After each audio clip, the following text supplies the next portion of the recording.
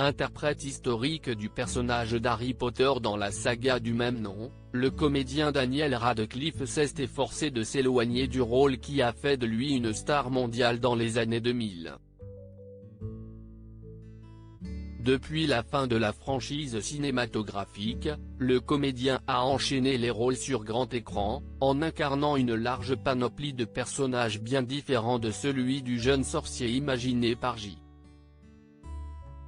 Rowling.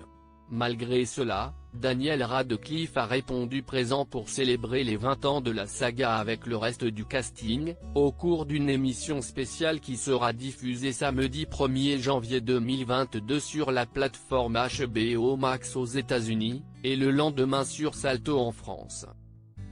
Dans un extrait mis en ligne mercredi 29 décembre 2021, Daniel Radcliffe s'est livré à quelques confidences. Le comédien a notamment révélé avoir eu un petit coup de cœur pour l'une de ses partenaires de jeu dans la saga Harry Potter.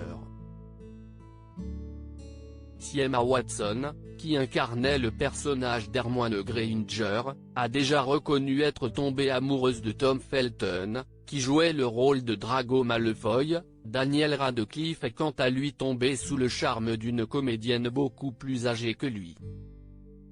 Alors que son personnage finit par fonder une famille avec celui de Ginny Weasley lors de la conclusion de la franchise, l'interprète d'Harry Potter avait eu un improbable coup de foudre pour Helena Bonham Carter, de 23 ans son aînée. Daniel Radcliffe, ce jour où il a envoyé un petit mot d'amour à Helena Bonham Carter pour mémoire. L'actrice interprétait le rôle de l'antagoniste Bellatrix Lestrange dans la saga cinématographique adaptée des livres de J.K. Rowling. Hors des caméras, les deux comédiens étaient très complices, en dépit de leur importante différence d'âge. Visiblement très attiré par sa partenaire de jeu, qui était encore en couple avec le réalisateur Tim Burton à l'époque, Daniel Radcliffe lui avait même envoyé une petite note en 2011, qu'il a dévoilée durant l'émission spéciale célébrant les 20 ans d'Harry Potter.